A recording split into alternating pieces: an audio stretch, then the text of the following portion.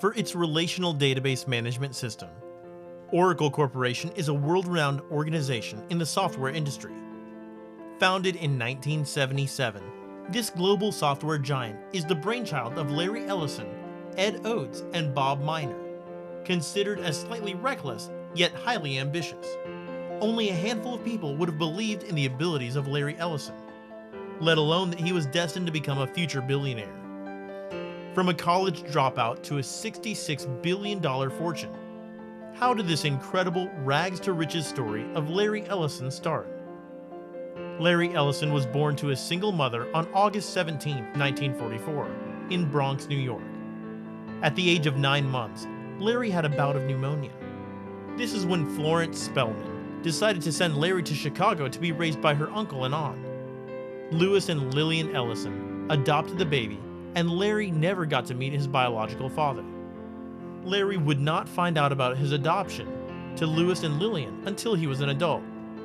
To his dismay, Larry's adopted father repeatedly told him that he is good for nothing and will never achieve anything in his life.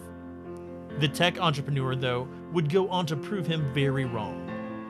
After graduating from high school, Larry got enrolled at the University of Illinois in 1962. Not only was he good at studies, but he was also named Science Student of the Year. However, because of the sudden death of his adopted mother, Larry decided not to pursue any further education and dropped out of college during his second year in 1964. Although he had a complicated relationship with his father, Larry was quite close to his adopted mother. Later in 1966, Larry was accepted to the University of Chicago, but dropped out again a semester later. With little money and the grit to work hard, Larry packed his bags and moved to Berkeley, California. Over the next few years, he moved from one job to another, working for several companies including Wells Fargo and Amdahl Corporation, before moving to Ampex Corporation. Although Larry worked as a computer programmer, he never had a formal education in computer science. His skills were completely self-taught through reading books and the self-determination to start programming. Such was the dedication and perseverance to succeed. All of the basic computer skills that he was able to garner over time were finally put to the test while working as a programmer at Ampex. After landing a job with Ampex Corporation, one of his responsibilities included building a database for the CIA. In 1977, Larry, along with 2 of his colleagues, left Ampex and formed their own database management company. The 3 partners named the company as Software Development Laboratories, SDL. With an overall investment of $2,000, Larry invested an amount of $1,200 of his own and started working on a database management system, which they named Oracle.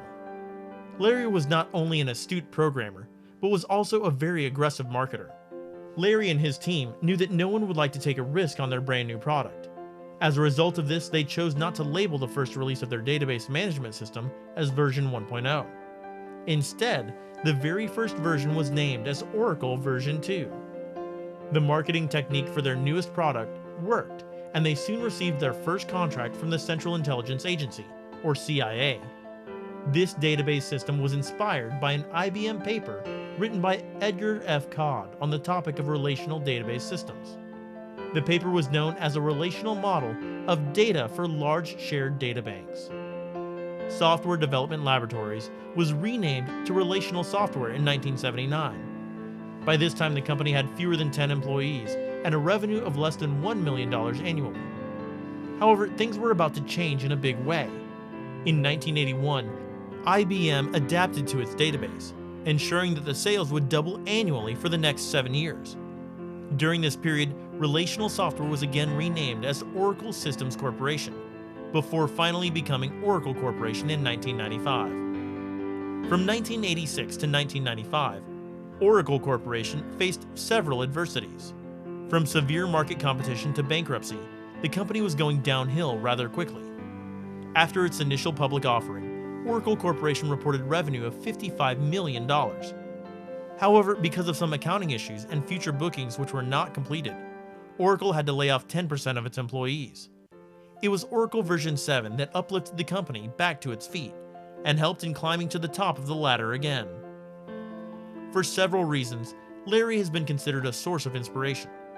one of which is the drive to take a risk and ensuring that those risks pay off. The 90s was the decade of dot-com boom, and Larry Ellison quickly capitalized on it. Most of the new dot-com companies needed a huge database that Oracle provided. The company started developing products that were compatible with the World Wide Web technologies. While in the decade to follow, Larry started acquiring software companies that helped Oracle to grow. In 2004, Oracle Corporation acquired PeopleSoft for $10.3 billion. Later on in 2010, the company bought Sun Microsystems. With these acquisitions, Oracle started manufacturing its own hardware as well. In 2014, Larry stepped down as the CEO of Oracle. Today, he has a fortune of $66 billion, even though becoming a billionaire was never one of his goals. All he wanted to do is to create a working environment where he can enjoy himself. Even after stepping down as the CEO, he was involved with the company, serving as Chief Technology Officer and Executive Chairman. In 2018, he bought 3 million Tesla shares and joined Tesla as a board member in December that year.